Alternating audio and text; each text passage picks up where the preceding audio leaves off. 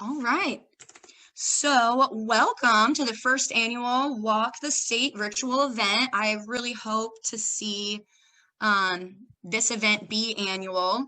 We didn't plan on having to go virtual this year, but it's something we've talked about a lot doing, really dreamt about doing. And if there's, all of you know, I really love looking at silver linings. And if there's one silver lining to everything going on, it's that we kind of put a fire under our bottoms to get this virtual, and I'm blown away by the response that we've gotten. So I'm excited to do this in future years. So keep your running shoes handy next year. I really appreciate you taking the time out of your day to be with us. We're going to talk a little bit about Parkinson's Nebraska to start, and then we'll kind of get into our speakers and celebrating the walk and everything that our walkers, runners, bikers, weightlifters, all kinds. I think I saw some kayaking and hiking. So you guys really did a great job. It's been really fun seeing your updates come in. But first, I just want to share a little bit about who we are. Who's Parkinson's Nebraska? Why are we doing this?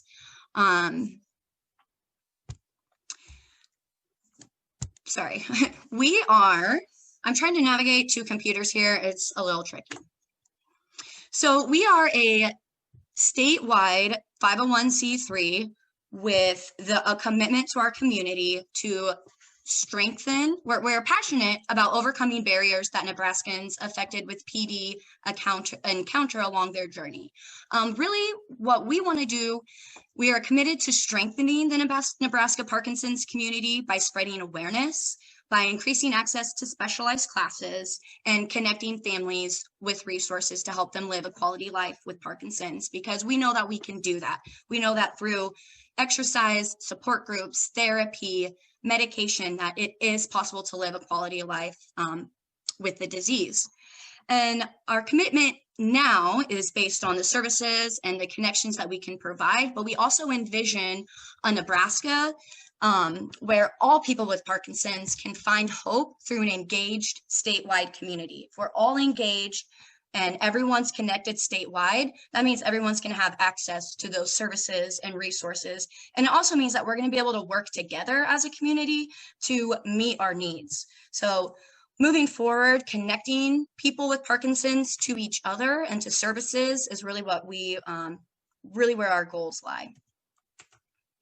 What we do, we manage to fulfill this commitment a couple of different ways. There are a couple of ways that we work to achieve our mission and towards our vision for the Nebraska Parkinson's community. A couple of ways that we do that is through our own specialized programs that we provide. We also support Parkinson's programming through grant funding, and we engage in outreach efforts. So really where I see Parkinson's Nebraska and what I feel my role, especially as executive director and being the one to reach out to the communities, is we really are a place that connects the community. Our website, which is parkinsonsnebraska.org, has upcoming information on upcoming events throughout Nebraska. We have a resource directory, which if you haven't checked that out yet, definitely go there. It's on our website. It has all the listings of specialized therapy providers, specialized exercise classes, and support groups. So it's kind of a one-stop shop for resources. We're always growing that. We're always adding additional resources as well. Our monthly newsletter is another way that we work really hard to connect the community. It's one of my favorite parts of my job is putting the newsletter together, because it allows me to reach out to people, learn about what's going on in the community, what new services are there. It's always a celebration every month that we get a highlight in the newsletter. We do have on our website a link so that you can register or sign up for that and subscribe to that. So I would love to have you on that newsletter and get information every month from us. It goes right to your email. And then the other thing that we really do and we work on to really connect the community is we know that we have a local Parkinson's community here in each community. We have a statewide community, and then there's also a national Parkinson's community. So we're looking to connect people. We're working to connect people locally with resources that are in their local local exercise classes, local support groups, but then also to connect those people with the national resources, because there's a lot that our national partners have, a lot of great information that I want to share with you, that we want to share with you, and make sure you have that information. So we're working really hard to connect people with each other, people with other resources, and then also connect them to the national resources that are available. Another way that we achieve our mission and work towards strengthening Parkinson's Nebraska, or the Parkinson's community, is through our programs. We have sponsored exercise classes. We offer a variety of online Parkinson's classes from our Live It Up, which is a really unique blend of exercise and speech, strength and balance. We have Parkinson's yoga, and there's a lot more classes that we offer. They are all available online right now with everything going on, but we do hope to get those back in person soon. And I'm excited because with everything going on and everything going online, we've really been able to grow those programs and have a lot more people more regularly be able to attend them. So even once we go in person, I think we're still going to be finding a way to offer those programs online so that we can make sure that they really do go statewide. Another program that we have is our support group. It's a monthly support group. It's the second Saturday of every month at 2:30, except for this Saturday, because we invited you guys here one day later. But the second Saturday of every month at 2:30, we typically welcome a guest speaker to talk about different topics. They vary from an education topic to services that are available throughout the community. Really try and focus it on what interests our group, what speakers do our group want to hear from. So we would love to have you join us. Those are available on Zoom. Our education series is one of our newer programs that just started during COVID. And we're really proud to be teaming up with PD Well on this series. That's actually going to start here in October. We have 1 month left, and then we are going to be partnering with PD Well. I think that's going to be a great opportunity for the community, so we can really pool our resources and our knowledge and our connections to bring you a really great program. The last program that we are really excited about, it's our newest one. It's called the Rural Community Outreach Program. Let's actually move to the next slide. This program was created in response to the specific needs of rural communities. The purpose of the program is to actively engage with rural communities in a way that promotes community building, expands programming based on local needs, that's the key, and then it creates lasting change within the community. It's really focused on building and strengthening local communities and connecting them, and by them I mean the people in the community and especially the professionals, so that they have the tools, the resources, the knowledge to be the leaders, to identify their needs and say, hey, we really see a need for ongoing speech maintenance classes. So we'll help them identify that and then also connect the leaders with the resources to be able to meet those needs so that it really is in the hands of the community. It's going to be very unique to each community. And we're really excited about this. One of the biggest benefits of the Rural Community Outreach Program is the Local Community Action Committee. What that is, as some of you might remember from, I want to say May, we partnered with the Davis Finney Foundation to create the Victory Summit that came here to Nebraska. It ended up being online, but we had planned one here for Nebraska. And what's really cool about what the Davis Finney Foundation does is they create a community action committee on a statewide level. It's what we did here in Nebraska. So we got leaders, professionals, community members, anybody that was interested was able to be involved in this community action committee where we talked about what are Nebraska's needs? What do we want the Victory Summit event to look like? What do we want to learn about? And so it really tailored the program to us here in Nebraska. So what we've done is pretty much taken that program, the Community Action Committee on a statewide level, and put it into a local level. So same idea of really focusing on the unique needs of each community. What do they need? How can we support them? and be very intentional about it. So stay tuned for that. We're in the beginning stages of our pilot program and really excited to update you with that as soon as I have more information. But really goes along with our commitment to rural communities, and you will see us all across Nebraska here over this next year, couple of years. Really excited to be bringing that. Another way, and one of my favorite ways that we support the community is through grant making. And there's a couple of different types of grants that we award throughout our community. There's program grants, which are one-time funding grants that typically go towards supporting equipment, affiliate fees, if you have insurance that you need in order to continue providing classes. It's a one-time grant per program. Our scholarship grants focus on our awesome professionals across Nebraska who are so committed to just strengthening the Parkinson's community. We have had people who have gotten scholarship grants to go to trainings, renew their trainings, etc. It's all about professionals. How can we get them trained?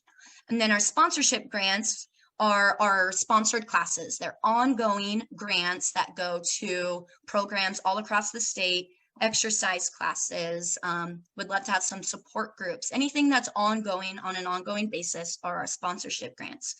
So far, So far in 2020, we have spent and we have awarded about $16,000 in grants just so far in 2016. We're only about 3/4 in. So that's really fun. And I love doing that and being able to award these grants for me, because really helps us engage with the communities. And it's such a tangible way to make an impact in the communities that we serve. So thank you to all of our professionals and everybody providing programs and services across the state of Nebraska. If you are a professional listening right now, we do have funding available. Please send me an email at amber@parkinsonsnebraska.org, and I would love to talk with you about some programming options and how we can support you. So as many of you know, especially if you've had on our Facebook or on our newsletter, we have had some exciting changes on our board over the last couple of months. I am really excited to introduce you to our new board chair, Dave Ciascio.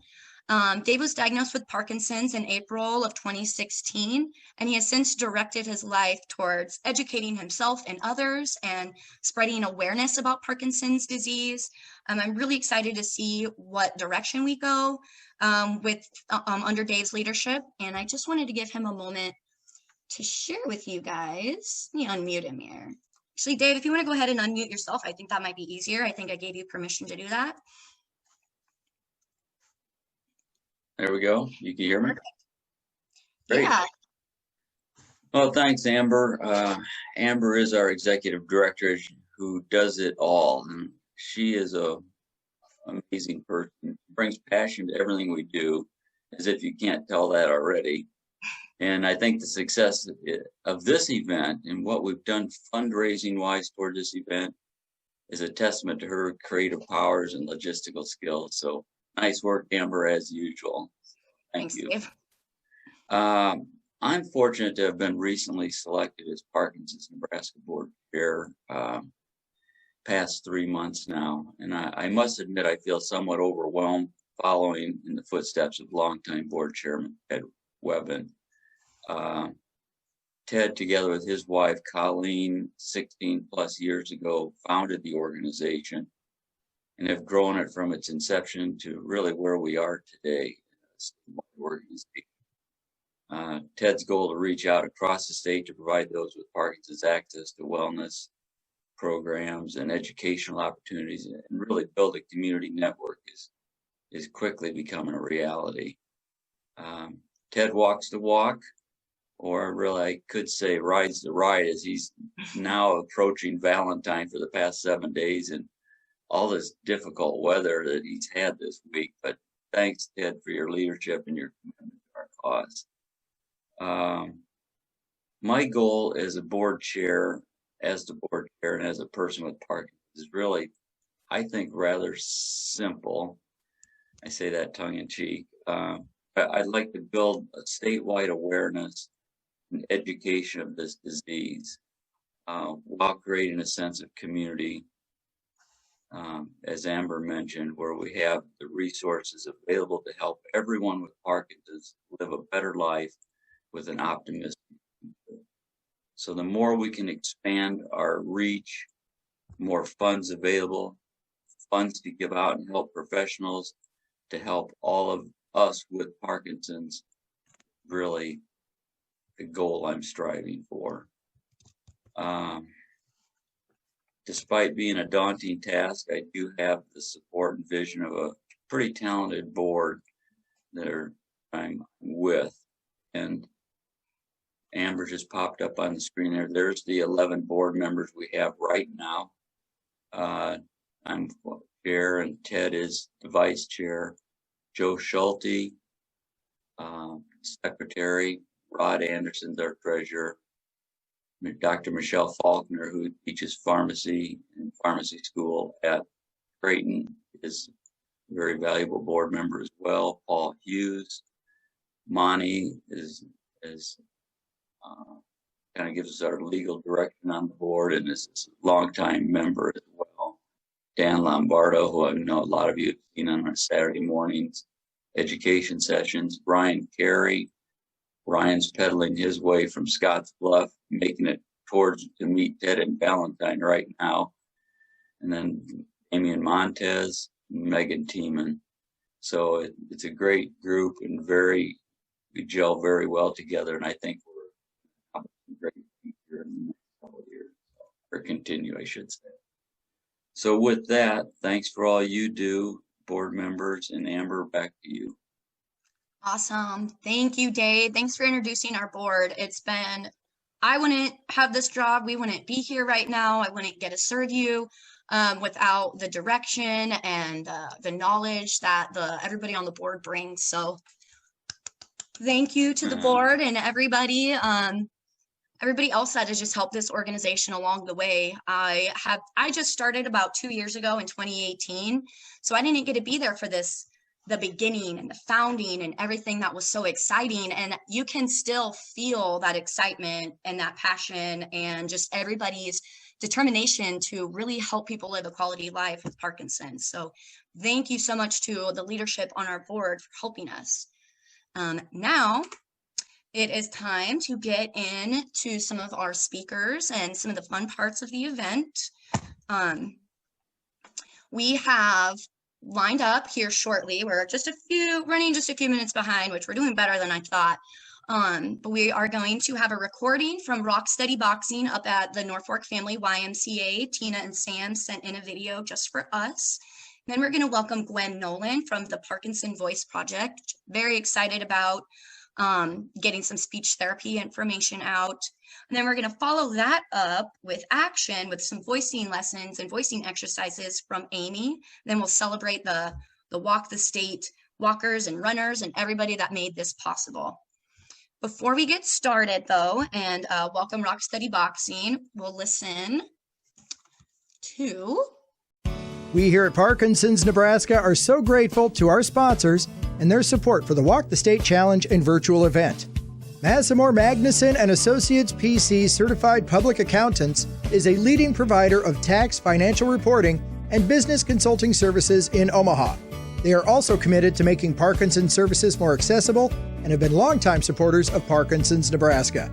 Thank you for your continued support as a sponsor for the 2020 Walk the State Challenge and virtual event. At MMA, they don't coast. They are accountable. A big thank you to Lundbeck, a global pharmaceutical company specializing in psychiatric and neurological disorders. For more than 70 years, they have been at the forefront of research within neuroscience with Parkinson's disease as a key focus. We are so grateful to have their support as a sponsor of the Walk the State Challenge and virtual event. Visit them at lundbeckus.com to connect with them and learn more about their commitment to the community. Thank you so much to the Bear Foundation for their continued support of the Nebraska Parkinson's community.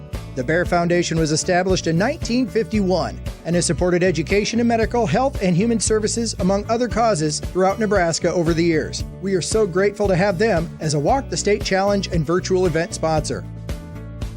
And a big thank you to Pinnacle Bank. Community, comfort, pride. 2 million Nebraskans working as one.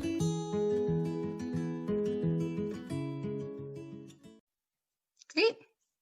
Awesome. So the next thing we have up is our Rock Steady Boxing, and Tina and Sam from the Norfolk Family YMCA. If anybody from Norfolk is logged on right now, you know how awesome that program is. We have recently been working in Norfolk a lot and talking to a lot of professionals, and everybody knew about the Rock Steady Boxing program. Everybody knew how beneficial it was. So shout out to Tina and Sam and the community that you have built up there. This class and this program is really a very important part and a staple of the Norfolk community. I'm Tina Collison, the Group Fitness Director from the Norfolk Family YMCA, and this is Sam Moore. He is our lead instructor for our Rock Steady Boxing program and also a personal trainer. We are very lucky at our facility that we have a room dedicated to functional strength and boxing, and we realize that you do not have those abilities at home. So today's workout is going to be without any equipment. We're going to do a Tabata style format.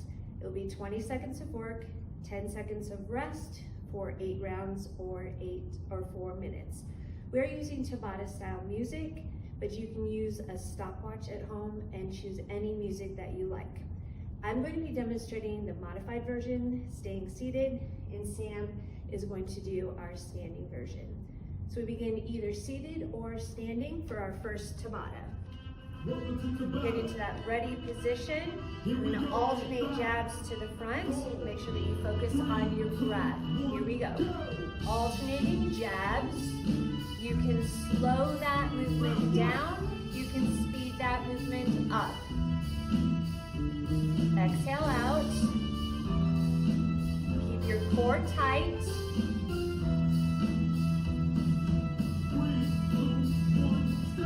Rest for 10 seconds. You can roll those shoulders back, loosen up that neck.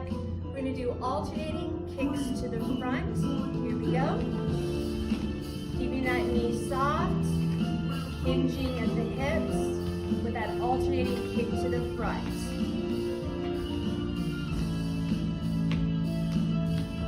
Use that breath. Exhale out. Keep that core tight. Rest for 10 seconds, shake it out. Next we're going to do uppercuts. I'm going to hinge forward in my chair, alternating uppercuts right up underneath that chin. Again, keeping that core tight the whole time. Focus on that breath.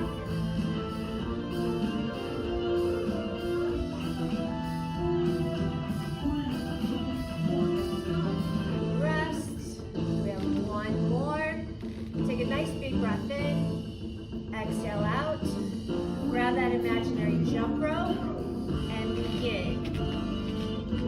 You could just do leg lifts, or you can lift both feet up off the floor. Make sure that core is tight. Very important to protect the back.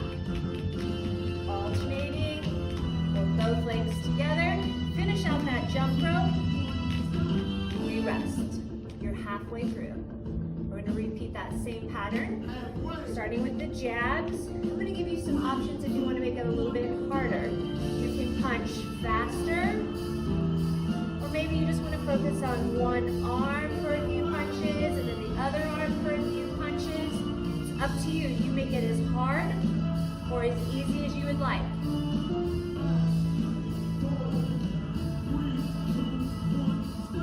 We rest. 10 seconds. How you doing, Sam? Doing pretty good. Next one are alternating front kicks. Here we go.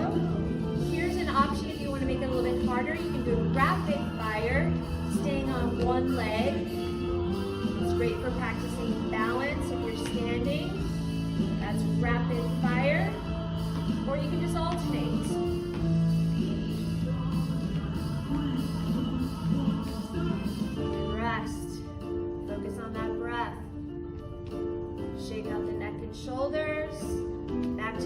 uppercut.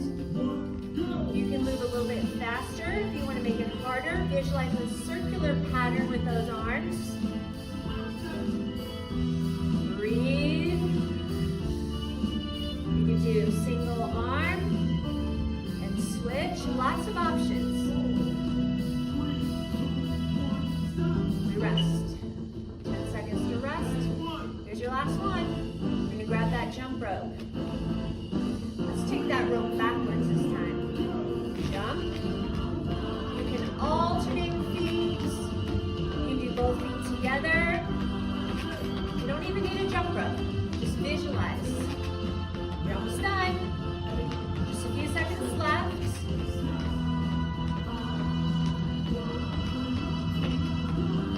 Rest. Nice job. 1 Tabata down, 2 to go. 5-5, Sam. Good job. All right. Next one, we're going to focus on speed bag. It's that bag that's right above the forehead. And you're going to visualize punching through that speed bag. Here we go. We're going to do alternating. Hit that bag. Hit, hit, hit. Visualize that target. If that bothers your shoulders, bring that punch down a little bit closer to the body. Speed bag. You can speed it up. You can slow it down. And we rest. Jumping jacks, modified seated. You can even modify them standing. Jumping jacks, here we go. Out and in, out and in. You can modify it even more in the chair. Alternate those legs. You can keep those arms low to keep your heart rate lower. Otherwise, you can bring those arms up and out. Your choice. Rest. Breathe. Hooks are next. We're going to come across the body. Right stance. Hook. Come across. Hook. Hook. Hook. Visualize coming across that body. Hook. Hook. Hook. Bring it that breath. And we rest for 10 seconds. Cross-country ski is next. We're going to bring those legs front and back. Looks like this. Cross-country ski. And then you can add in those arms. Anytime you add in the arms, it brings that heart rate up a little bit higher. Cross-country ski, seated or standing. Or you can do a combination of both. 3, 2, 1, stop. Nice. We are halfway. We're going to repeat those same exercises. You're in Tabata 2 of your Rock City Boxing workout. Back to that speed bag. Now you can vary it. You can do single arm, but visualize hitting through that bag. And again, if that bothers your shoulder, bring that arm lower. Alternate, single arm, speed it up, slow it down, relax. Roll those shoulders back. Jumping jacks are next. Remember those modifications? 3, 2, 1, We begin. Jumping jacks. This is a quick workout. It's only 4 minutes for each Tabata. You can fit that in the morning, over your lunch hour, or at night. It doesn't have to all be done at once. And there's no equipment, just your own body. We rest. 1 minute left. Hooks. And then into our cross-country ski. Hooks. And again, you can stay on one side if you'd like. You can move a little bit faster, or you can slow it down. Come across, across. Core tight. Use that breath. You're in your last minute. 2, 1, stop. Good. Let's shrug those shoulders and release. One more time. Shrug. 3, Last one, cross-country ski. Here we go. You can use arms or no arms. You can speed it up like Sam is, or you can slow it down. You can even speed it up in your chair. Finish out your second Tabata. 4 minutes of work. 2, 1, shield. Shield. Good job. She did. We have one Tabata left. We are going to punch front side. It looks like this, punch front side. We'll stay on one arm, and then we're going to do quick feet. So that's what's coming up. Take some big breaths in. Exhale out. Right arm, punch front side. Front side. And I want you to use your peripheral vision. You can watch that arm. Or you can add just a little bit of a head turn, whatever feels best. We're staying on the right arm. Relax. Let's do an arm circle with that right arm. Big arm circle. Quick feet is next. Working on some agility. Here we go. Quick feet. Pretend that the floor is hot. Don't burn your feet. Use that breath. Exhale out. Almost there. This is a tough one. And we rest. Good. Left arm is next with that punch front side. Bring that arm up. And we punch. Front, side, front, side, front, side. Good. Punch front side. You can speed it up. You can slow it down. Focusing on that one arm. Front, side. Rest. Let's take that arm circle it. And then we're going to do squats. Sam will do squats. I'm doing sit to stand.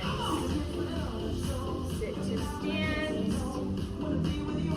Or stationary squat.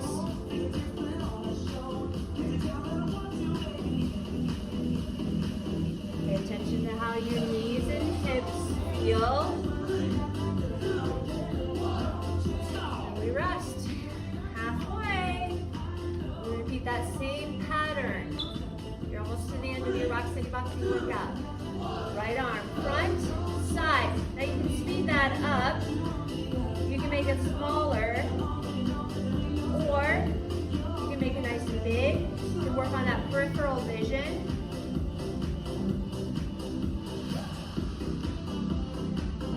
There. Let's shrug just that right shoulder. And one more time. Quick feet is next. Here we go. Quick feet. You can also add those arms. That's going to increase the intensity also. Otherwise, just stay with your feet. This is a tough one. Use your breath.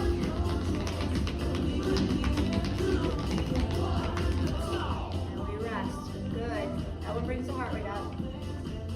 Use that full 10 seconds to rest. Left arm, punch front side. Here we go. Front, side, front, side. You can speed it up. You can slow it down. You can work on that peripheral vision. You can also work on your voice and use some counting during these Tabatas. Relax. Left shoulder shrug. Release. And you have one more. Squats or sit to stand. Here we go. This is it. This is the home stretch. Finish strong. Sam's taking it to the end. Oh yeah. Relax your body. Good job. I sweat a little bit in that one. So we hope that you enjoyed your Tabata Rock Steady Boxing workout. Remember, you can do this at home with a stopwatch and any music or any exercises. Thanks for boxing with us today. All right. Thank you again to Sam and Tina at the Norfolk Family YMCA. Really grateful for you guys to send that down and be able to join us in spirit today. So what we just did was focus on the physical aspect, the exercise aspect, the benefits of exercise, getting our heart rate going, all super important parts of a wellness program for Parkinson's.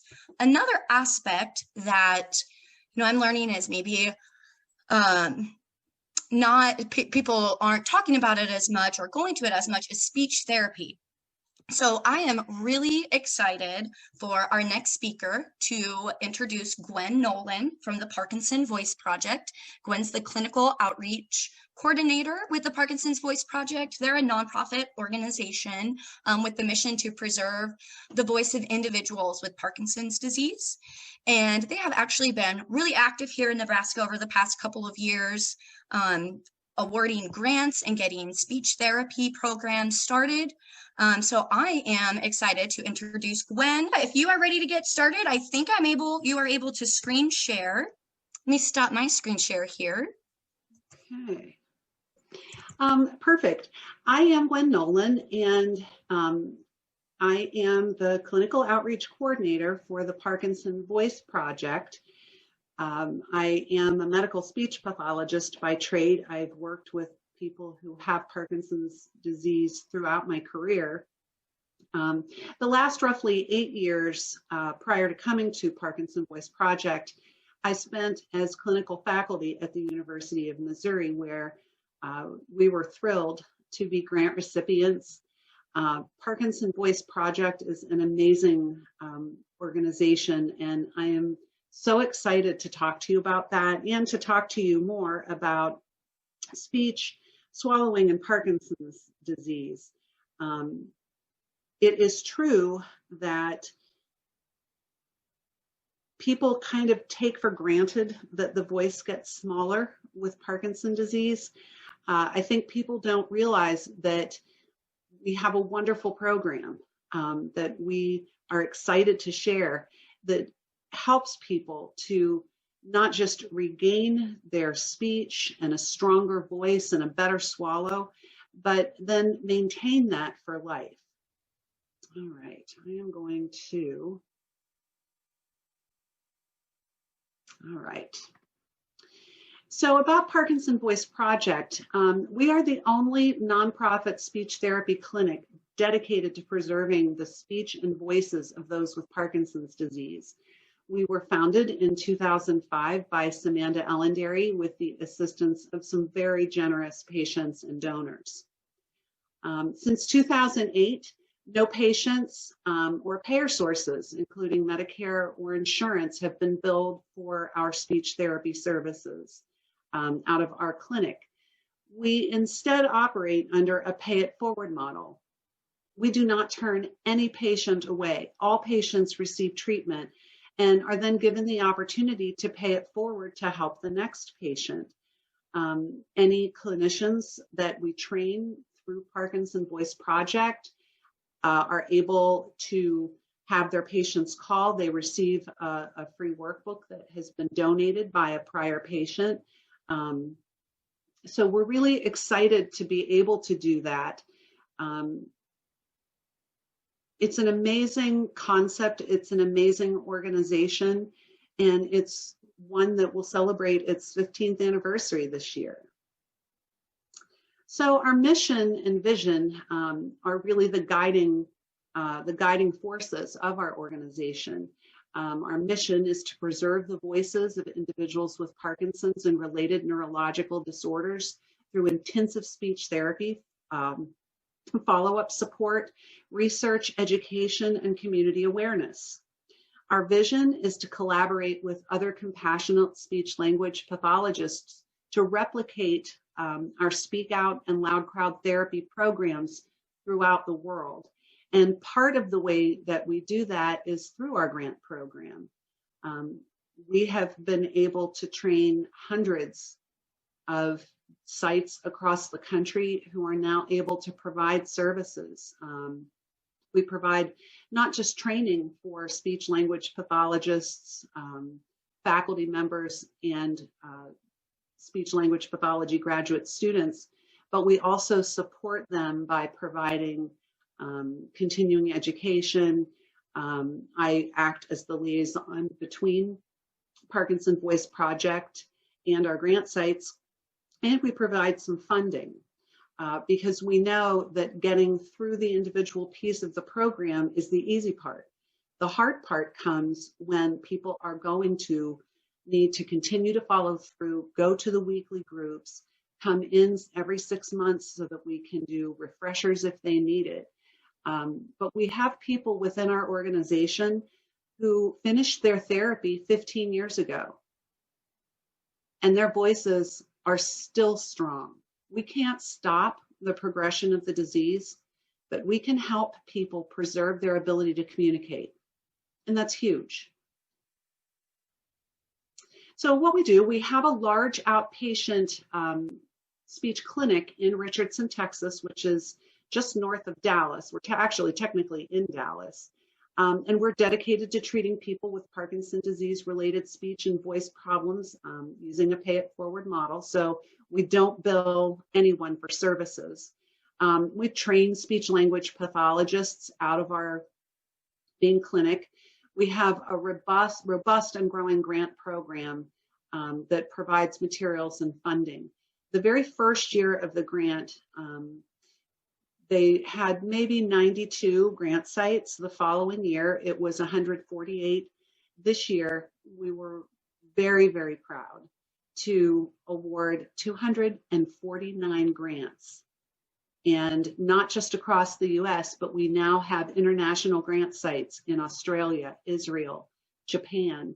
So we're able to help people across the world with Parkinson's disease regain and maintain their speech, voice, and swallows. We participate in research to prove the efficacy of our treatment program. And we're very, very excited because it's been an ongoing process. We are, even though we've been around for 15 years, considered a newer treatment program. But it's really important that the practices that we use are evidence-based and effective.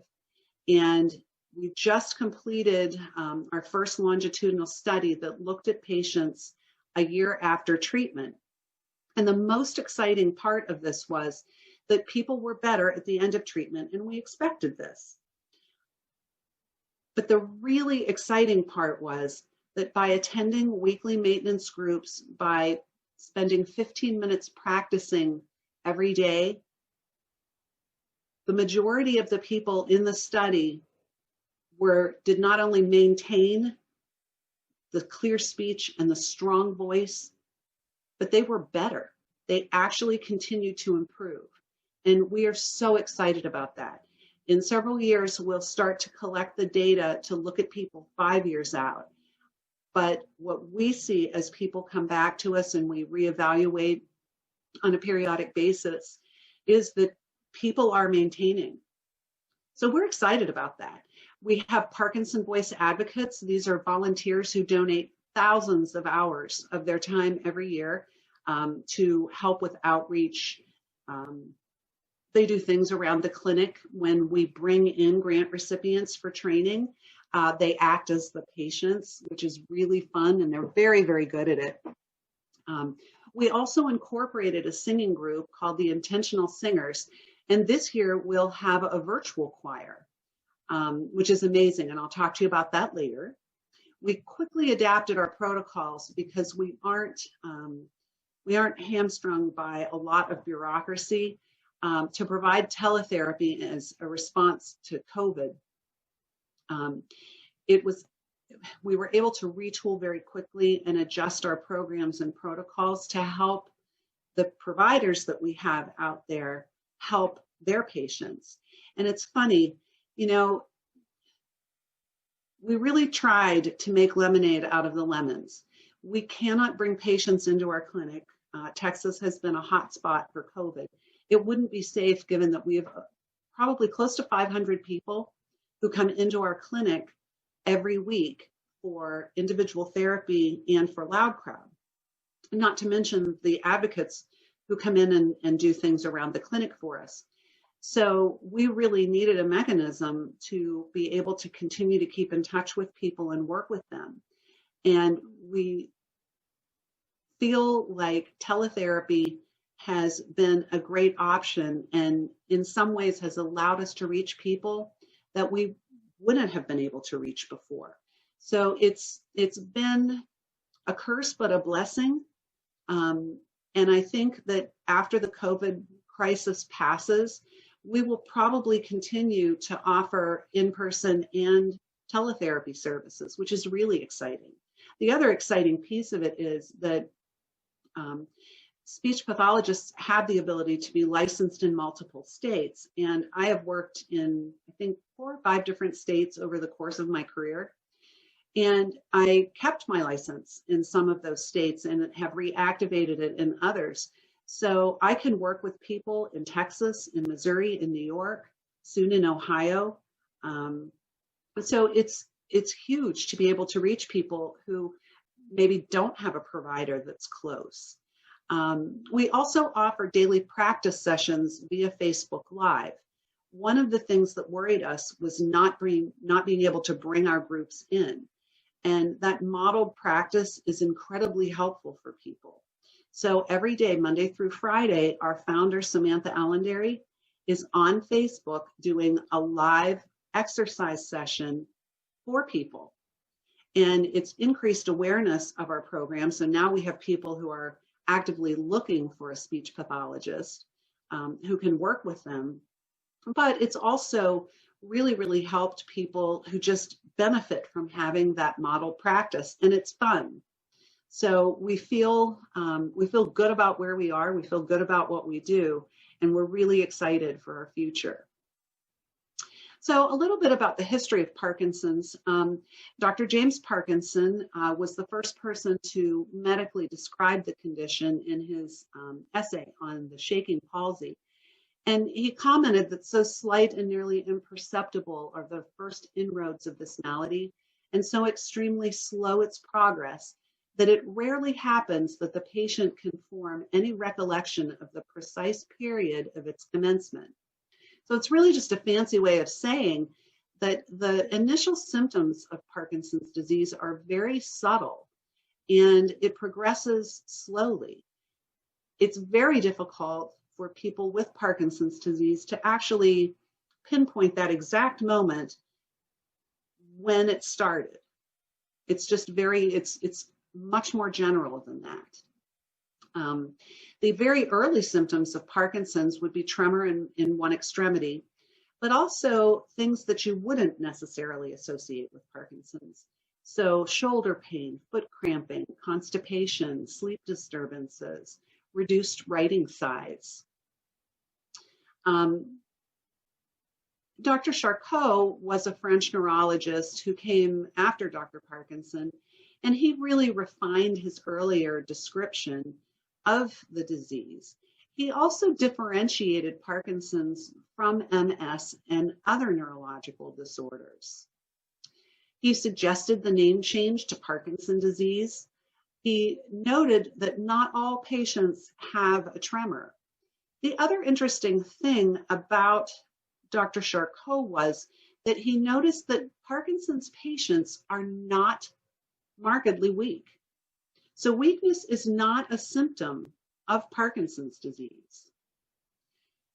He observed that muscles become weak because they're not used to their full capacity. So it isn't that Parkinson's is making them weak, it's that because the movements are so much smaller, people aren't using muscles to their full capacity and they become weak over time. So the 4 cardinal symptoms of Parkinson's disease, and these are the ones that the movement disorder specialists and the neurologists look for. They're looking for resting tremor, slowness of movement, impaired balance, and rigidity or stiffness. Parkinson's is also characterized by reduced amplitude of movement. So everything becomes smaller. Steps become smaller. The letters, when you write, become smaller. And the voice becomes smaller. Some Parkinson's statistics. It's the second most common degenerative disorder after Alzheimer's. Approximately 1 million people in the United States have been diagnosed and are living with Parkinson's disease. 7 to 10 million people worldwide have Parkinson's disease. And less than 5% of people are diagnosed before age 50. So it's typically something that we see from being over 50, we'll call it late middle age, to older folks. Now, here's a statistic for you, and I hope that what it drives home is the importance of speech therapy in Parkinson's disease. It's absolutely critical, because 9 out of 10 people diagnosed with Parkinson's disease are likely to develop speech disorders. That's 90%, 9 in 10. And aspiration pneumonia is reported as the most common cause of death in Parkinson's disease and is estimated to account for as much as 70% of the mortality rate. So aspiration pneumonia is a particularly insidious type of pneumonia that in which food and liquids go down into the lungs. So Parkinson's is typically diagnosed through a thorough case history, a neurological exam, imaging and blood tests that mostly rule out other disorders. The patient presents with 2 of those 4 cardinal symptoms I showed you earlier. There's a positive response to PD medications and a DAT scan, and I have a photograph of that here for you. This is a particular type of imaging that reveals the level of dopamine in the brain, and it confirms a Parkinson diagnosis. And you can see the brain on the left with normal dopamine levels, and you can see the brain on the right with much lower brightness.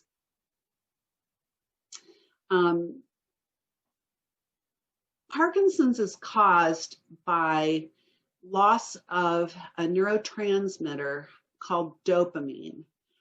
They die or become impaired. And what is frustrating about it is that 80% of the dopamine producing cells have already been lost by the time those very first motor symptoms appear.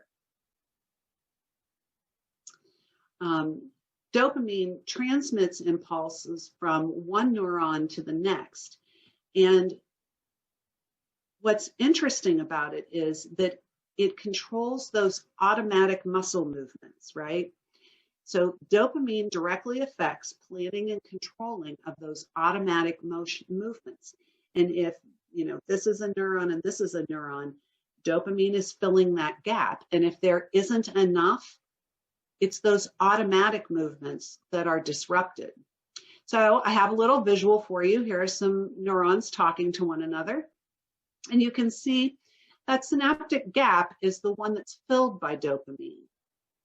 And it allows those neurons to reach each other. The messages go from one to the other when there's dopamine. And this is a blown up version of it for you. You're going to be so much fun at the next party, right? You can tell people all about this. But you can see that kind of faint blue area is the dopamine, and it's released into that gap, and it bridges so that the information can hop right across from one neuron to the next. So with less dopamine, the automatic movements are the ones that are most affected. So it's not something that you think about, like I reach for this glass, I pick it up, I take a sip and I put the glass back. It affects automatic movements, things like walking, eating, buttoning a shirt is an almost automatic movement. Writing becomes automatic. Production of speech is also a highly automatic behavior. So the early signs of a speech disorder in Parkinson's: reduced vocal volume, a hoarse sounding voice, a lot of throat clearing, that trailing off at the end of sentences, and inconsistent production of the voice. So often there will be pitch and loudness breaks. And what I want to point out about this is that very often people will start talking and you can hear them. but as the sentence progresses, their voice gets softer to the point. Their mouth is still moving, but you can't hear them. Their rate will pick up, or they'll just generally have a really hoarse sounding voice because there's not enough wind to power the vocal folds. They're not breathing deeply enough. Often there are sensory issues too, so that people who have Parkinson's disease will not realize that they aren't loud enough. That ability to sense and automatically calibrate increasing volume when you're in a noisy restaurant or at a noisy party and want to interact, it fades away. So some early signs of a swallowing disorder might be drooling. More likely, we'll see coughing during or soon after eating or drinking. There can be a sensation of food or pills getting stuck, and unexplained weight loss. There is good news. I know. Were you so excited to wait for it? All right. So we are blessed with two motor systems, extrapyramidal and pyramidal. And you don't really need to remember those words, but they're fun at a party. What you do need to know is that we have two motor systems. The extrapyramidal system is the one that is automatic. And remember, that's the one that's really profoundly affected by dopamine. And you can see that there are many, many different pathways in there. And with enough dopamine, information can travel all those places. But we also have the pyramidal system, and that's the intentional one. It is the one like a superhighway that will take information from conscious thought to deliberate action. And that's the one that we want to target with our treatment. So some examples of using intent, because you do it. You might not realize that you've done it, but your first job interview, you think about what you say, you sit up a little straighter. Driving down the freeway when it's raining really hard, you're paying more attention to your grip on the wheel and what you see. Exercising, you want to make sure you're lifting your legs and using your arms. Sports like basketball and baseball and tennis require intent. Giving this presentation requires intent. I have to think about what I'm going to say next. I have to anticipate the next slide that's coming up.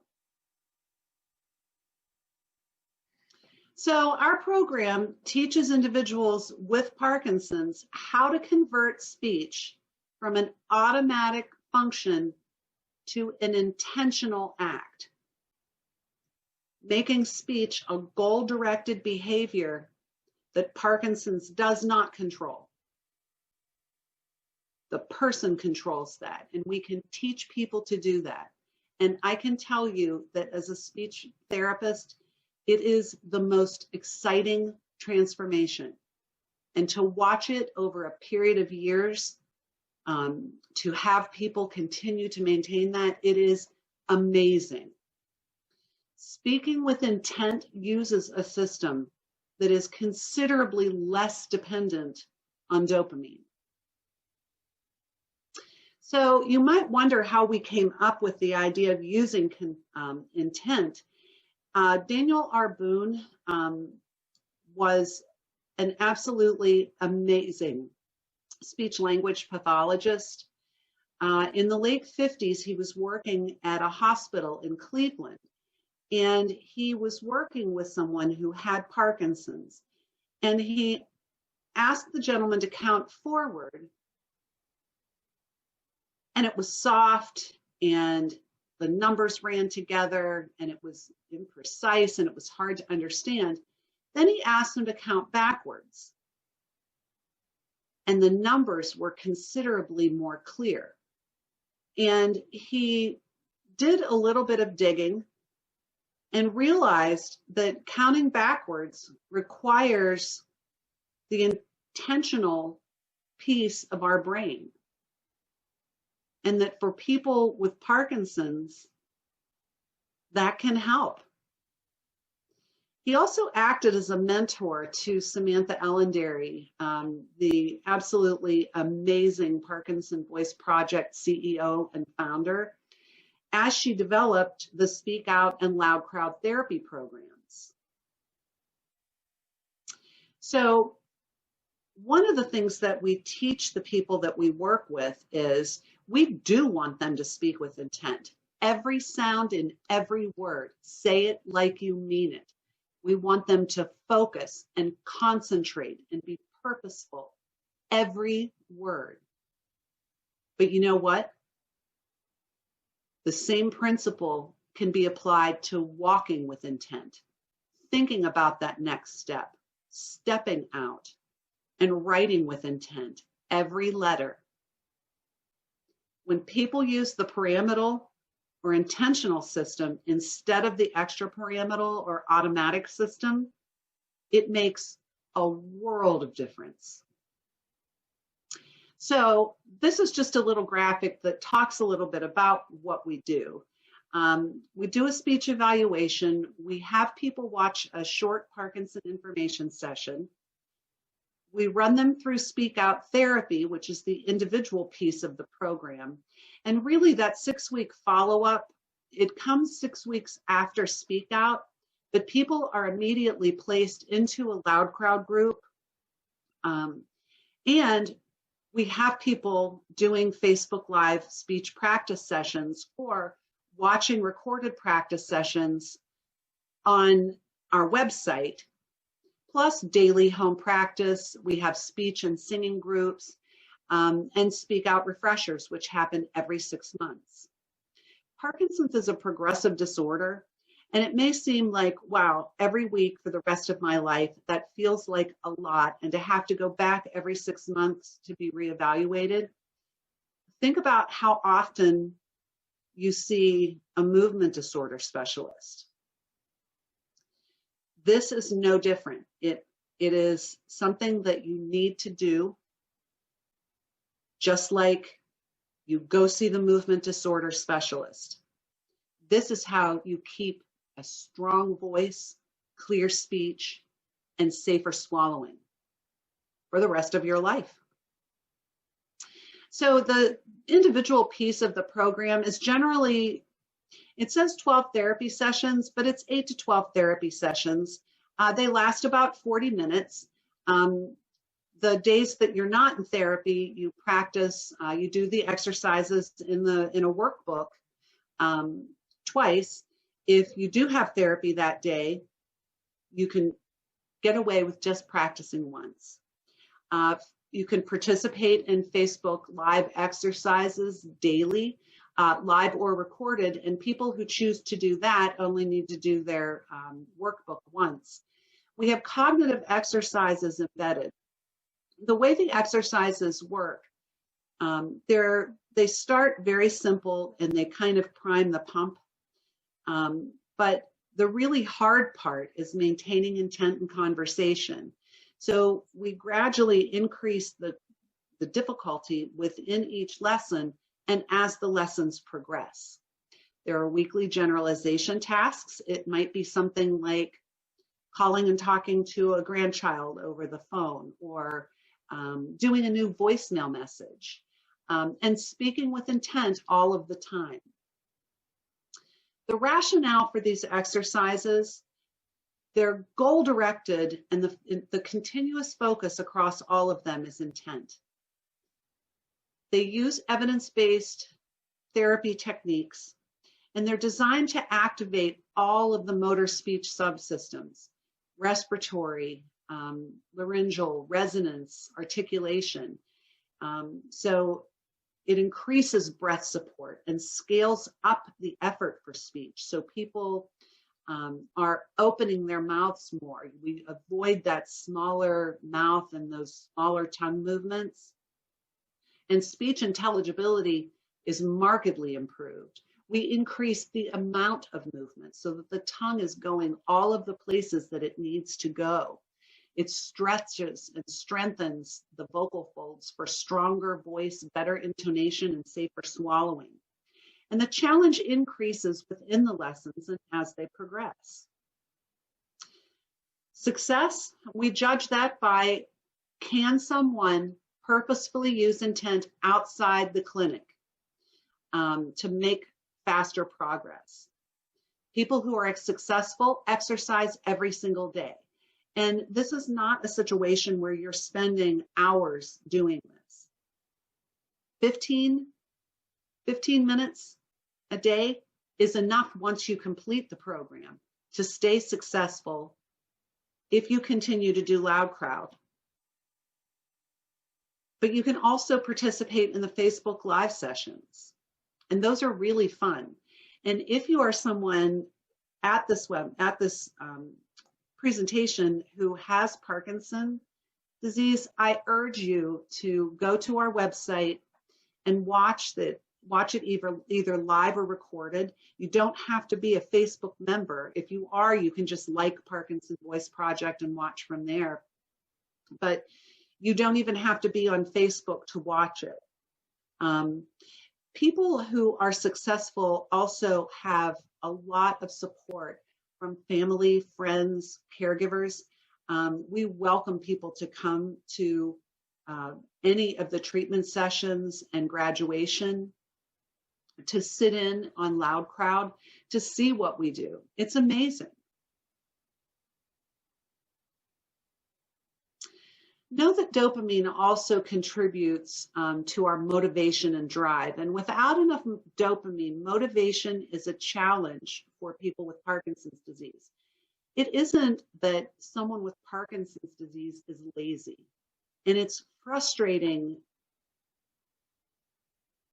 that anyone would think that. It's a direct result of that lack of dopamine. And people with Parkinson's disease really have to get themselves into a routine because it's so much harder without that dopamine. So they need to find ways to motivate themselves to exercise. So you can set a routine. Facebook Live is one of those things. Join a gym or go to Rocksteady Boxing, which is absolutely amazing. Exercise with a friend or a group and attend a loud crowd. So the loud crowd maintenance program, it's always facilitated by a speech language pathologist. We review the speak out exercises. We do all 6 of them. We talk about any problems anyone is having at home. There's a lot of peer support and encouragement, and it provides accountability and motivation to regularly complete the speak out exercises, because those other loud crowd members are going to know if you didn't practice. And it is so much fun. It is so much fun. There is so much hope and laughter. I found that it's the best part of my week. And I hope that's true for my loud crowd members. I think it is. They keep coming back. So this just looks at the difference in goals. In Speak Out, we really need people to understand the difference between automatic speech and intentional speech, because you can't rely on that automatic system anymore. You have to think about it and learn to speak with intent and apply intent to other areas of your life, like walking and eating and writing. That drumbeat of speaking with intent, walking with intent, living with intent is everything. And I can tell you, for the people who do this, by the time they get to the end of the individual piece of the program, it has changed their life. They are thinking about the things that they are doing. They are more optimistic because they realize you can take control. And it's so important to do that. So they'll also establish that daily home practice routine and transition to loud crowd.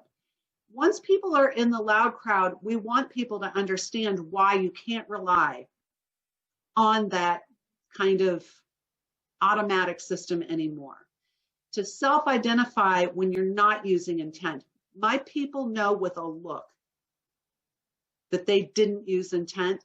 And there are times when in an exercise, they'll say, I want to say that again because I didn't use intent. They'll consistently apply that to other areas of their life and keep their speech and voice strong enough to consistently speak with intent. And they'll maintain that consistent daily home practice routine, which is so important. Our long-term goal is to help our Loud Crowd members maintain their speech and swallowing for life. And that may sound crazy, but I can tell you that when we see someone, we are with them forever. We will not leave anyone. We may occasionally have people leave us, but it's very, very rare. We are there to support the people who go through Speak Out and the Loud Crowd, and we will follow you for the rest of your life to help you maintain that strong speech and voice and swallowing. And to give you some perspective on why this is so important to us, people do pass away, and we can't stop that. But what I can tell you is that the people at our clinic are not, they're passing away from something other than aspiration pneumonia. They're getting to the end of their life and they're not requiring speaking tubes or feeding tubes. And they're able to speak and convey what they want right up until the end of their lives. And that is so meaningful. It's so meaningful. So here's our speech therapy program again. I really like this graphic, but it gives you a good idea of how it works. The ideal treatment model incidentally for all therapies, and this is true for speech, for physical therapy and occupational therapy. If you haven't been evaluated by a physical therapist, a speech therapist, or an occupational therapist, you need to have that initial evaluation. You need to do that. And it's best if it happens soon after the diagnosis of Parkinson's disease, so that they can get you into treatment early and start doing things proactively. It's really, really helpful. But the other thing is, just like you see the neurologist or movement disorder specialist every 6 months, you need to see your speech therapist and your physical therapist and your occupational therapist, if you need that, every 6 months. You don't want to wait until you suffer a fall, because by then, you're trying to play catch up. So it's really better to be proactive and to get into these routines early. I mean, when you think about it, what happens if, you don't go to your dentist once to get your teeth cleaned and then they stay clean forever and you never have to go back, right? No, you can't do that. And you can't do that with this either. It's a progressive disorder and we know it will progress. But if you're proactive, therapy will keep you strong longer in every way. So there is considerably more information at parkinsonvoiceproject.org. I urge you to visit our webpage. We have a video Parkinson information series. We have a Parkinson's lecture series. There are links to the Facebook Live practice session. There are speech practice sessions. There's information on our global virtual choir, which will be in early November, and it's going to be amazing. Please take a look at that. We are recruiting anyone who wants to join us. As horrific as it sounds, you record yourself singing a song, you upload that, and your voice will be combined with the voices of everyone else participating in this project to make one voice. And that's what makes this so amazing. So even though you might not like singing by yourself, just know that the only time you're going to do it is when you record. We've got rehearsals, and the song itself was written for us by the wife of someone who comes to Parkinson Voice Project, someone we've treated, and they come for Loud Crowd and they sing in our intentional choir. But we can't bring people together to do that big production this year. So we've opted to do this virtual choir and expand it to people around the world. And we have people around the world who are participating. So we're so excited about it.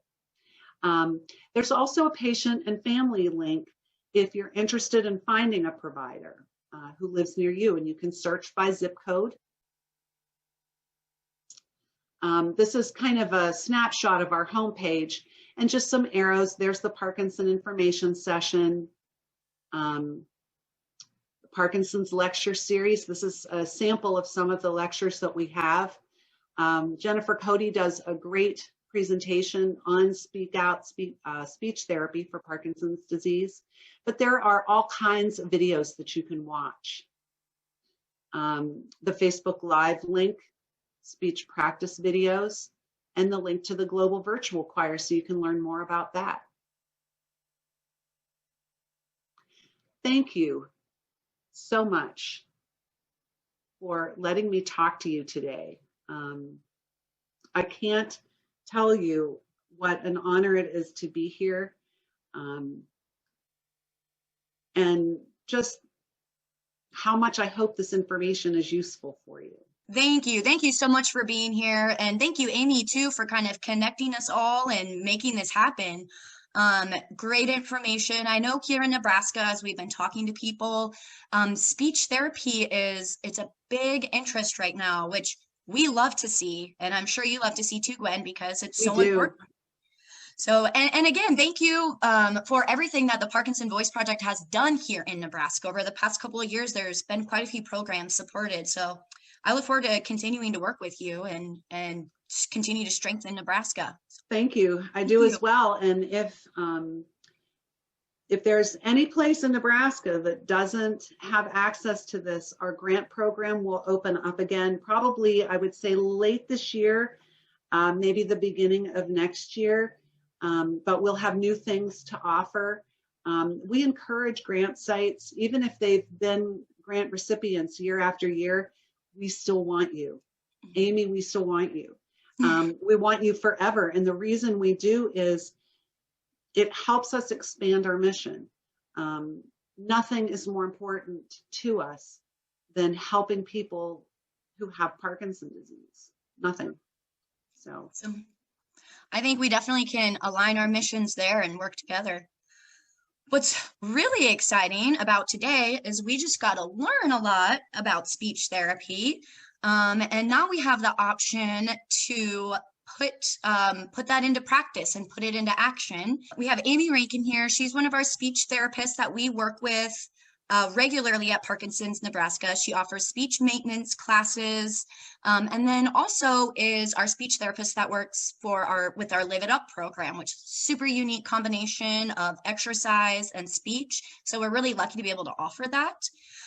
Amy, before we get started, we have one more shout out from our sponsors, and then we will get right into that voicing lesson. We here at Parkinson's, Nebraska are so grateful to our sponsors and their support for the Walk the State Challenge and virtual event. Thank you to BMAC, Balance Mobility and Aquatics Center of Grand Island works hard to make sure each patient has a positive experience targeted to their specific needs. Their expert staff and specially designed facilities are equipped to handle a range of rehabilitation needs. They are committed to helping those in our community who are fighting Parkinson's disease through specialized physical, occupational, and speech therapy services and through the community-based Rock Steady Boxing exercise program. Thank you so much to BMAC for their support of the Walk the State Challenge and virtual event and the impact they are making in the Grand Island Parkinson's community. A big thank you to Newcastle Retirement Center. They provide excellence in senior housing, supportive services, and personal care services to residents in Omaha. They are also the host site for the Reach For It Parkinson's Dance Program in partnership with the University of Nebraska at Omaha. We are so grateful for their support of the Walk the State Challenge and virtual event and for their impact on the Omaha Parkinson's community. Thank you so much to Newcastle Retirement Center. And thank you to Life Care Center of Elkhorn, providing the latest evidence-based treatments for Parkinson's disease, including LSVT, Big and Loud, Parkinson's Wellness Recovery, and Speak Out, while also providing community-level exercise classes, support groups, and rock-steady boxing classes. We are so grateful for the quality of Parkinson's services they provide to the Elkhorn community and for sponsoring this year's Walk the State Challenge and virtual event. And thank you to Waddell & Reed, the Expanse team. We are so appreciative for their support in helping sponsor this year's Walk the State Challenge and virtual event. Thank you so much to Union Bank and Trust. I haven't had any shortage of opportunities at Union Bank to really serve in our community. I'm a crisis counselor for the Crisis Text Line, something I'm very passionate about. I really enjoy working with People City Mission. The United Way campaign. Wheels for Warriors USA, Habitat for Humanity. I started a basketball organization.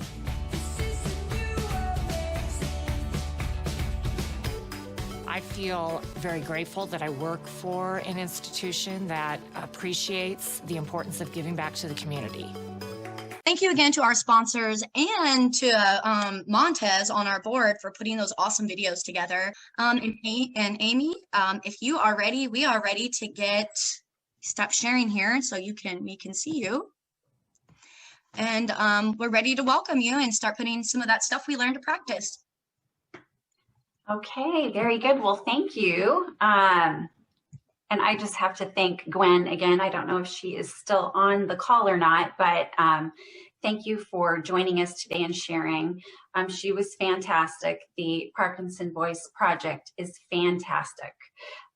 They just offer so much support and information at PDWell. We were fortunate to receive a grant from them, and not just the grant, but ongoing education, ongoing support, and material, just everything that you could possibly hope for, they offer. So I appreciate her taking this time and being here today. Okay, so first I wanted just to say that there is an underestimation of the impact of a communication disorder or a speech disorder on the person who is experiencing that and their circle, kind of the people around them. It can lead to withdrawal. It does lead to withdrawal. It could also lead to social isolation, which is more, detrimental to your health than smoking, not exercising at all, morbid obesity. I mean, it's has an enormous impact. Many people with Parkinson's do not get speech therapy services. While we know that up to 90% of folks with Parkinson's experience some difficulty with their speech or their communication at some point throughout the course of the disease. Early treatment is best. It is never too late. I always say that it is never too late. If somebody asks, when is a good time for me to go? I would say right now. So it's a good time to go now. And a couple of things I may mention, maybe a little bit of a repetition of what Gwen shared, but I think it's important to understand that Parkinson's disease itself does not make the muscles weak. So Parkinson's does not attack the muscles. What Parkinson's disease does is it makes the movements of the muscles smaller, so they become weak. But the really good news is we know how to exercise and keep those muscles moving big to their full range like they're supposed to. And with that knowledge, we can keep your voice strong. We can keep your swallowing strong. We can maintain safe swallowing skills. So understanding that Parkinson's makes movements small. We need to keep the movements big. So that's what the goal is here with the speech. So part of the Speak Out program, the first part is learning the exercises and learning how to make those muscles strong again. The second part of the program is learning how to speak with intention. So we heard Gwen talk an awfully lot about being intentional. So speaking with intention means to speak deliberately. It means to say it like you mean it. It means to say it on purpose. It means to focus on the way you say the words. Because again, this doesn't require dopamine. This intentional motor system works really well with Parkinson's. You just have to focus and say it like you mean it. You're talking like you're using the mom voice, or you're using the dad voice, or you are speaking like you're speaking in an interview. So you're speaking intentionally on purpose. Okay, we are going to practice a little bit of this today. And I see we have some pros here on the call that practice with me almost every day on our live voice sessions. And for those of you that haven't practiced before, this will be fun. It's easy to do. I am just going to say a sentence or read a short sentence. I'm going to have you repeat after me with intention. So what I mean by that is every single word gets stressed. Every single word is said with intention. Okay, so for example, we're going to talk a little bit about fall and what options and things we have available to us here in the fall in Nebraska. So for the first one, we're going to start with, let's talk about fall. So you heard how clear I was. You heard that I gave every single word equal intention. Okay, so go with me. Just repeat it after me, or say it with me this time. Let's talk about fall. So what I'm not doing is letting my voice kind of peter off out at the end. Or I'm not starting strong and then kind of running out of gas as I keep going, because that's what Parkinson's wants to do. But we're going to fight against that, and we're going to say every word with intention. So here's what things we can do in the fall. Go to farmers markets. Good, now go with me. Every sound, over exaggerate. Go to farmers markets. Make chili and cinnamon rolls. That we can still do. Go with me. Make chili and cinnamon rolls. Drink apple cider. So go with me. Say it loud and proud. Drink apple cider. Drink spiked apple cider. That was a joke. That was a joke. Write down what you are thankful for. So with my voice, I'm going up and over. I'm projecting that voice forward, kind of up and over my computer. So that's what I want you to do with me, saying every single word with intention. So let's try it together. Write down what you are thankful for. Trade in your flip-flops for a cute pair of boots. Okay, I did that yesterday, so I tossed that one in there. It's important though. Let's say that one together. Trade in your flip-flops for a cute pair of boots. Good. Every word, give it stress. Let's do one more. Eat caramel apples. Good. Go with me. Throw your voice across the room. Eat caramel apples. So when I'm doing this, I'm getting my voice up to about 75 decibels, which is pretty loud. And the reason I'm doing that is because I'm exercising my voice, I'm projecting forward, and I'm practicing speaking with intention. So it looks simple, but there are a lot of things that are going into that production of the speech. If you have any water with you, take a quick sip of water and we will keep going here. So another little quick informational tip. We know that doing these voice exercises and speech exercises, it focuses on the same musculature that we use for swallowing. So the other really, really good reason to do these is to keep your voice strong, but it's also to keep your swallowing safe and strong. You need to warm up your voice every single day if you have Parkinson's disease. I mean, there is no way around it. You need to warm it up and exercise it every single day or until there's a cure for Parkinson's. because it works. It keeps your voice strong, it keeps the swallowing strong, and it keeps your communication functional. Let's see, I think maybe we are running a little late on time. Let's try 2 or 3 more together, and then I'll pass it back to Amber to wrap up here for the day. Here we go. How about sit by your neighbor's fire pit? That's what we can do. Say it together. Sit by your neighbor's fire pit. Good. Get takeout again. Say it with me. Get takeout again.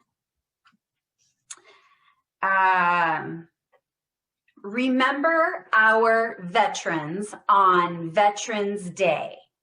Good, say it with me. Remember our veterans on Veterans Day. Yeah, so I think you kind of get the concept here. These are simple little practice things to do to share with you the concept of what it is. But what we need to do is start using this kind of a concept in conversational speech, which is different than what I'm having you do right now. That's different. I would say that the most important thing for you to remember at the end of our little speech segment here is to keep your voice strong, because every single person deserves a voice. Every single person deserves a voice.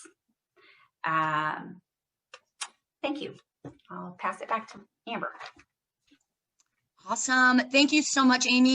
If you are interested in other speech maintenance classes or in the Live It Up program, which is both speech and physical exercise, please reach out to me and I can get you set up with Amy and Georgie, and they offer some really great programs. So thank you again, Amy, for joining us and really kind of putting what we learned into action. I think that's always so important. All right, so now really fun part of everything we have going on is the Walk the State celebration. So like I mentioned earlier, we weren't really planning necessarily when we first thought of this event back in January. What are we going to do? It wasn't a virtual event at that time. And we really didn't have any idea what to expect. What's our fundraising goal? How many people do we want to sign up? It was really, we just kind of winged it, which is awesome, and which really makes me even more excited to celebrate everything that we have going on. What our teams did, what our challenge teams did is that they were challenged to walk 400, walk, exercise, run, kayak, anything that you could do for exercise for 455 miles, which is the distance between Omaha and Scottsbluff. So we really wanted to focus on how can we get the whole state involved. And this was one way that we're excited to be able to do that. Look what I got. Hold on. Sorry. That's one way that we were able to do that. So we had our board members who took this challenge literally. I know a lot of us did running in our neighborhood, went in our backyards, went to the gym. Well, we had a couple of board members who literally took the challenge to go across the state, literally. Ted Webbin is our former chair. He's our vice chair. So involved with this organization from the beginning, like Dave mentioned, him and his wife started it. And then Ryan Carey is another super active, important board member that we wouldn't be here without all of his support and his family's support also. They have been on their trek this video and pictures that you see now are from our kickoff event on Saturday, September 5th, when Ted left our office at Parkinson's, Nebraska. So he has been on the road camping and riding since last weekend. So that is amazing. I know that Ryan and he has 2 people riding with him all the way across the state from Scottsbluff to Valentine. They are total, they have ridden between Ted, the people that rode with Ted, Ryan, and all of their awesome support, 1,721 miles just on their one trip between the whole group, which is amazing.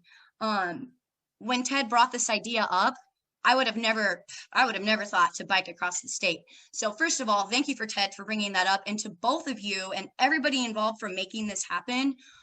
How cool to really tie our state together with exercise and bring awareness to how important exercise is. So I am really excited that they will actually be joining us from Valentine. I'm going to stop this so that we could bring them on. No, Ryan, I saw you on earlier. Just wanted to check in and see how the ride was. There he is. Can you guys hear us? Can you hear? Hello. How you doing? Sorry. Yeah, our reception's a little spotty, so if we cut in and out, that's why. Yeah, if you lose us, we didn't jump. Awesome. We both made it, all of our Yep. That's the finish of it, and the other teams. I mean, there's some great ones. Go to the website and see all the teams that have joined. Walking.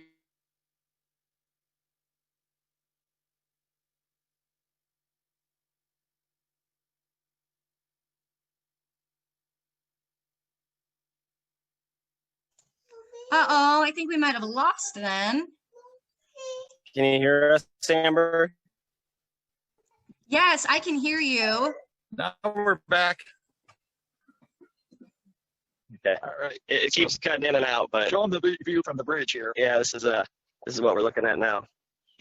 Gorgeous part of the state, and thanks to everybody. Yeah, huge thanks. It was pretty challenging and amazing just to know how many people got involved to all fight for the same cause. So Thank you all. pretty humbling.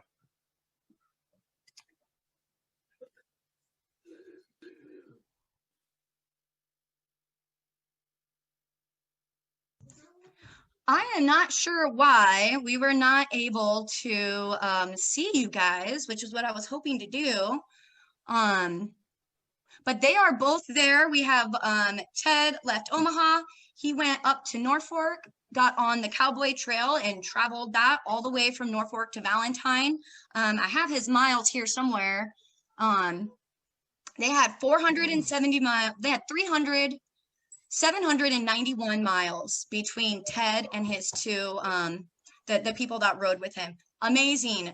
That many miles, one trip to bring awareness to Parkinson's disease. And Ryan, I think his trek was 300-mile trek, and he had 3 people with him. So that's 900 miles, just the 3 of them to put towards this challenge. Just got a text from Ted. I think they're having some technical, not really technical, but connection issues out there at Valentine.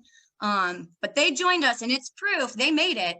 So quick round of applause for them for just being such great advocates, for leading by example. And I'm just so grateful and amazed that I get to be serving a community with people that are this committed. If you don't know, Ryan also does our 24-hour skating. So he's one of the few people that goes all 24 hours for our skate-a-thon. So just huge commitment from everybody on the board. Kind of like what Dave said, we just have a really great group of people. Do you guys have any last things to say? I can see your videos up. I don't know if we have a good enough connection, but we can hear you. Yeah. Okay. Good. Well, I think my last thing, I wouldn't be here without Ed and Chad doing this with me and pushing me along the way farther than I think I can go.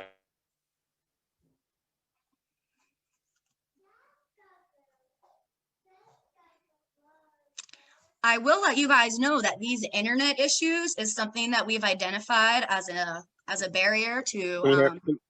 Oh, we can hear you now. Can you hear me, Amber? Yes, I can. Great. Also, we just want to thank our sponsors. H&H sponsored my team, and then we have a ton of donations just from family and friends. So thank you all so much. in one of my live videos yesterday, I had talked about how I literally pushed my body to the max yesterday up on me, and the last 15 miles of that road without me. And I said it's humbling to be doing something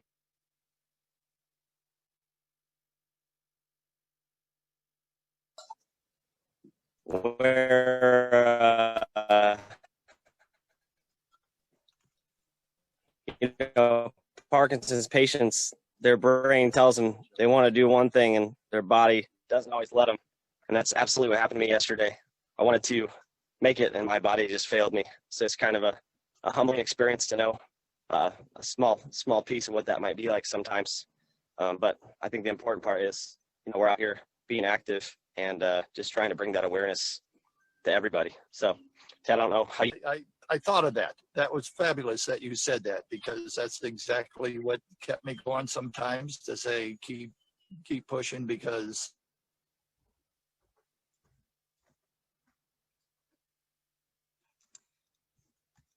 apparently Ted doesn't need reasons to keep pushing, huh? There he is.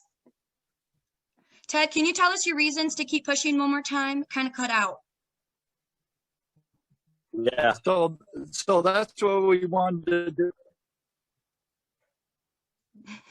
Yeah, like I know for us anyways, it's, you know, my father and everybody that suffers from Parkinson's, and not only that, but this community and the people across Nebraska just keep help pushing it. I get goosebumps even talking about it now. But my buddy's here with me and everything. I mean, I'm very grateful for all the support. Yeah, that's amazing. I think you nailed it right on the head. It's this whole community. It's a statewide community of people all wanting the same thing, which is to help people live a quality life with Parkinson's. And I feel so lucky every day, every time I get to meet somebody else, every time I get to share my passion for helping people with somebody else across the state. I'm certainly not riding a bike across the state, but it definitely keeps me moving as well. And so grateful for our board, and then also just grateful for everybody that's tuned in, everybody that's donated, everybody that uses our services, everybody that shares about our services, and all the professionals, of course, across the state. This really is an amazing community. Worked with a lot of other national organizations who all have the same thing to say. They say, I don't know what you guys are doing in Nebraska, but you always show up for each other. Everybody's involved and everybody really wants to make a difference. So thank you again to Ted and Ryan and all their friends and everybody that supported them along their way. And again, just a quick side note, as we're noticing that we're having internet connections in these rural areas, that is something that we've identified as a barrier to receiving services. There's tons of online programs and great ways to stay active and engaged on the internet. But we're learning that is a barrier within itself. So we have identified that and we are working on it. So this is just a little idea of what that's like for people all the time, maybe near Valentine whose internet's not so great. So be ready for changes on that coming soon too. We have a lot of other teams to celebrate. I know we're running a little bit behind, so I'm going to go through a little quickly, but we'll make sure everybody still gets the celebration they deserve. Okay, so I'm going to quickly, we had 15 teams sign up to walk the state. Again, I had no idea what to expect, but as I kept seeing new teams signing up through my email, I could see every time somebody signed up, it was just amazing. Ted's Tireless Trek Across Nebraska, that is our Tying the State Together journey. That was out of Omaha. We have Team MMA, which is one of our board members and one of our sponsors. So thank you so much to Rod and Massmore Magnuson from here in Omaha for their efforts on the Walk the State Challenge. The Columbus Walkie Talkies out of Columbus, Nebraska, probably one of my favorite names of all of them. Our Lincoln Parkinson's Disease Support Group, guys did awesome. Team Teeman, that's another one. That's one of our board members. So thanks, Megan, for getting that put together. Move for Bob from out of Omaha. PD Well from Waterloo. UNO, they had a group of students from one of their student groups from here in Omaha that joined us, and they did awesome too. Brookstone Village from Omaha. Franciscan Healthcare in West Point. You guys did amazing with your updates and just keeping everybody engaged on your page. Thank you for that. Amazing. Old Mill Rehab from Omaha, Expanse Wealth Management, which is also one of our sponsors. Love seeing our sponsors also take a part of the challenge. Team Choate from Omaha to Durango is our Colorado group. Chris comes to UNMC for the movement disorder specialist, so he wanted to support this awesome community that we have here. We also had Team Melinda and Team Nelson, so that is 15 teams of people working together to bring awareness to Parkinson's disease, and then also the awareness of the benefits of exercise. That was another big key part of this campaign. Is we want to let you know what Parkinson's disease is, but also what can you do to live a quality life without with a diagnosis, because it's possible. We had, between all of our teams, 9,008 miles were submitted. Wow, I can't keep saying this, but I had no idea what to expect, but you guys just blew me away as these updates came in. That's 19.7 times across Nebraska, nearly 20 times from Omaha to Scottsbluff, walking back and forth. That's how much this community has put in and really rallied behind each other. We do have our top 5 teams. Ted and Ryan, I did not count you guys because you're board members, so sorry about that. But we do have our Colorado Team Choate had 2,487 miles that they submitted. The community and the group that they rallied just blew me away. They had people from all over the state. And Chris, I would love to talk to you more about this, but he was telling me how they had elementary schools and involved and just really went the extra mile, or should I say 2,487 miles, to really bring this challenge alive. And just thank you so much. That's amazing. PD Well, you guys came in second with 1,160 miles. Amazing. Franciscan Healthcare with 1,028 miles. Team Nelson with 501.04 miles, and then our UNO group had 499 miles. So that is a lot of people working together to reach their individual goals of reaching that 455 mile mark. But then, as you can see, way exceeded that. We had 19. It looks like 19 teams actually. All of our teams made it across Nebraska with our miles. So that's just amazing. I could talk about that all day, so I'm just going to go on to the next slide. Another amazing thing. Wow. We had 120 campaigners. So that's 120 people that signed up on our Walk the State website to help us raise money and spread awareness. 120 from across the whole country. We have campaigners from other states supporting us. We raised, and this number has actually gone up because I've received donations even just while we're sitting here on this presentation. But as of last night, we raised $27,406 from 192 donors, which, if you've been following with some of our emails and Facebook posts, we had to reset our goal 3 times because you guys kept crushing it. Our first goal was for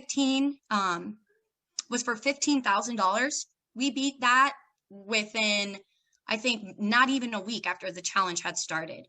And then I was going to set a goal, we set a goal for 20,000, beat that within 2 days. I was going to set our next goal at 25,000. We had beat 25,000 nearly by the time I went to go update our goals again. So our final goal was for $27,000, and we made it because of you guys. Wow, I can't thank you enough for coming through for us. Amazing. We do have some of our top fundraisers. I just wanted to give them a shout out. Team Choate with $4,205 just out of their one team. Team Nelson, $1,670. Columbus Walkie Talkies, and really the shout out goes to Shannon because, wow, talk about fundraising for a cause. $1,360 raised in Columbus. Thank you to everybody on the Columbus team and to you, Shannon, for really leading that. Team Teeman, so thanks Megan and her family for $1,120. And then our Lincoln Parkinson support group raised $850. And we have all of our groups raised amazing amounts. I just wanted to highlight some of our top 5. And then really fun, we have some really cool prizes for our teams. It was kind of tricky to figure out how are we going to award team members who are possibly in different parts of the state who don't want to get together for safety reasons. What can we do for them? So we reached out to some of our partners, and we are so excited to have a painting party, kind of like a paint and sip type of Zoom party is what our plans are. That team members will get a pack with paints, and then they'll also get this Nebraska state cutout, or just a wooden cutout of your choice. And that will be led by Georgie Cool, who works with us very closely. She's amazing and leads our Live It Up class, and she's done so many other programs supporting the Parkinson's community. So that is one lucky group to get to work with her. And then also super excited, and I'll be tuning into this one, is a cooking party. Same concept where it will be a Zoom meeting, and then we'll all cook together, have good conversation, have a good night, and just enjoy a good meal together. That will be led by Ashley Remington from PD Well. Our painting party will go to, let's make sure I'm telling you guys right. Our painting party will go to the team that walked, ran, exercised for the most miles. And if we remember from this page, that was definitely Chris and his team from Colorado. And so I will be getting in touch with Team Choate and everybody on that team to be getting in touch with you to get your painting party set up. We can move forward with that, get that scheduled. Really excited for that. And then for our cooking party, hey, Cohen. Our cooking party goes to, it's a raffle prize. There's every team that raises $500 gets an entry into the raffle. And then every $250 after that gets an additional entry. Yeah, I need your help with something. I have my favorite little guy who I'm sure all of you, if you've seen any of our other programs, have seen his little face. But I have all of our raffle entries in a bowl. And I wanted him to be able to pull it out for us and tell us who our winner is. Can you pick out a piece of paper out of here? Do you know what it says? No, don't know how to read yet, but we're getting there. So our winning team for the cooking party is Team Nelson. So if anybody from Team Nelson is on right now, congratulations. Thank you for all the money you raised and all the effort that you put into this event. I will be in touch with you shortly, and we will get that scheduled. So congratulations to our winners, and thank you to everybody that's going to be helping us put our prizes on and really helping us be kind of innovative in how we do that. One of our last things is our event t-shirts. We have them on sale. They're $25. That includes shipping. They're available from adult small to adult extra, extra large. And I think actually there's a 3XL, so I might have mistyped that. Really excited about them this year because they're available in 3 different colors: blue, pink, green, and gray. You can order those online from our website. There's a link for that, very easy. If you could, please have those in by me, any additional t-shirt orders, by September 16th at noon, because I will be sending those orders in to sending them in that evening. If you are on a Walk the State team, you will be getting a free t-shirt. So if you are a registered member of a Walk the State team, don't put your order in through that link. I will be reaching out to you very shortly to get your color and your size orders. And that's all that I have for you. Thank you so much for staying a couple extra minutes with us while we run into some technical difficulties. I can't say thank you enough to everybody that's a part of this. Thank you for allowing me to serve you. I wouldn't be here without you, and I'm so glad to be here. If you have any questions at all, you could always reach out to me. My email, which is the best way to get a hold of me right now, is amber@parkinsonsnebraska.org. I'd be happy to get in touch with you. Our office, 402-715-4707, if you are in need of Parkinson's resources, services, if you're newly diagnosed. And then also, if you meet somebody who is newly diagnosed or has Parkinson's disease, please share their information with us. Other than that, that is all that I have from you. Thank you again for everything that you all continue to do for our community. And I hope that you have a really awesome rest of your day. Enjoy the weather. I know here in Omaha, it's beautiful. So I'm about to go out there and play with my kiddos. So I hope you have an awesome day. Thank you so much for tuning in today. Mommy, I got some.